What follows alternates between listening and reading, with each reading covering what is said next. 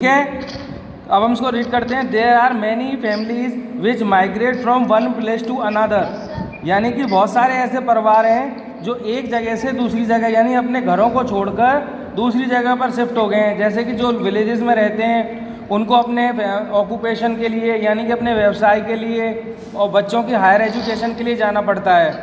उसी तरह की इसमें एक स्टोरी है। वन सच फैमिली, एक परिवार है सांतुस फैमिली का, जो कि गांव में रहता है, lived in a village and their main occupation was agriculture. उनका मेन व्यवसाय क्या है? एग्रीकल्चर। एग्रीकल्चर माने क्या होता है बेटा? तोशित खेती, वेरी गुड। तो उनका मेन व्यवसाय क्या है? खेती करना। बट लेकिन his family had to face the big trouble, यानी बहुत बड़ी परेशानी में है उनकी family, due to drought in their village, अपने विलेज के अंदर। अपने जो उनका विलेज का प्रारूप, जो उनका ड्रॉट मतलब प्रारूप,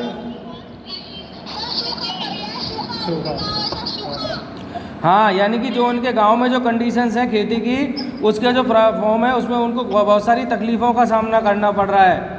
for the last 2 years, last 2 सालों से, they did not even have sufficient food to eat, यानी उनके लिए उनके पास खाने के लिए पर्याप्त खाना भी नहीं है। हाँ बेटा,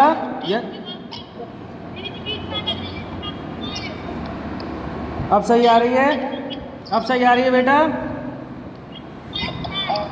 this is why Shantu migrate to the nephew's village, अपने नेफ्यू के यानी कि अपने उसका भतीजा है उसके गांव में, with his family and cattle, अपनी परिवार के साथ। कैटल मतलब जो उसके जानवर है, मवेशी, उनके साथ। There he arrange for a small accommodations, वो छोटे रूप में ऑन रेंट, किराए पर रहने लगा। And started searching for some occupation, और कोई व्यवसाय ढूंढने लगा, यानी कोई अपना काम ढूंढने लगा, क्योंकि वो खेती करता था। उस खेती के अंदर उसे 2 साल से काफ़ी नुकसान हो रहा था, जिसकी वजह से वो कुछ खा भी नहीं पा रहा था, खाने के लिए भी उसके पास पर्याप्त भोजन नहीं था।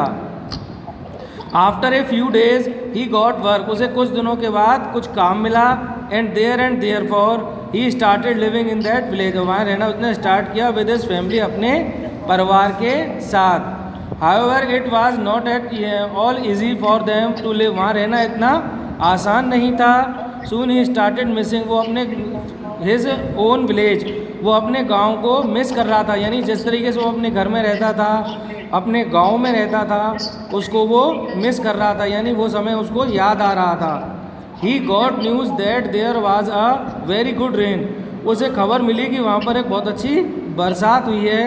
In his village this year, इस साल उसके गांव में। Therefore he took his family and cattle with him had returned to his own village, वो अपनी फैमिली, अपने जानवरों को लेकर परिवार समेत वापस अपने गांव के लिए ओर चला गया, रिटर्न होने लगा। यहाँ तक बेटा किसी को कोई प्रॉब्लम है? एक पैराग्राफ रीड किया हमने। अभी इसके जो थिंग्स है राइट, आगे सेकंड पैराग्राफ पढ़ते हैं अभी। इसका नेक्स्ट पैराग्राफ देखो। Dheeraj has a son and a daughter, उसकी एक, धीरज की क्या थी? एक बेटा और एक बेटी। ज्योति,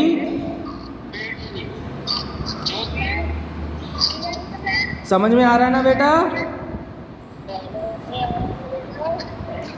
किसी को प्रॉब्लम हो तो मुझे बीच में बता देना, मैं पढ़ता जा रहा हूँ। जैसे he was working in a village, वो गांव में काम करते थे। On this basis of daily wages, यानी डेली मजदूरी के बेस पर। जैसे मजदूर लोग काम करते हैं ना, कि वो डेली सुबह से लेकर शाम तक काम करते हैं, फिर उनको उसकी बदली मजदूरी मिलती है। His son was studying in 12th standard, और उनका जो बेटा था वो 12th क्लास में पढ़ता था। और उनकी जो बेटी थी, and his daughter was in 10th standard, वो 10th क्लास में पढ़ती थी। When his son pass the senior secondary examination, उसके बेटे ने सीनियर सेकेंडरी एग्जामिनेशन को पास कर लिया था। Then Dheeraj decided to send his son to city, उसने डिसाइड किया था कि वो अपना धीरज ने कि अब इसको वो हायर स्टडीज़ के लिए कहाँ भेजेगा? विलेज में भेजेगा या सिटी में भेजेगा?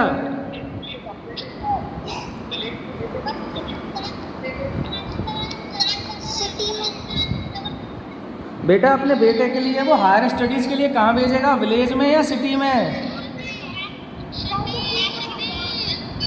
स्टडीज़ के लिए वो अपने बेटे को कहाँ भेजेगा, विलेज भेजेगा या सिटी भेजेगा? सिटी। वेरी गुड, सिटी भेजेगा, जिससे कि वो अपने बेटे को इजीली एजुकेशन, हायर एजुकेशन दिला सके। अब पेज टर्न कर लो आप लोग। He thought that if his son went to live in the city, उसने सोचा कि उसके बेटे को वो शहर में रहने को, away from families for study, अपने परिवार के अलावा स्टडी के लिए, यानी कि वो एक पूरी फैमिली को तो सिटी के अंदर सर्वाइव नहीं कर सकता था, तो इसलिए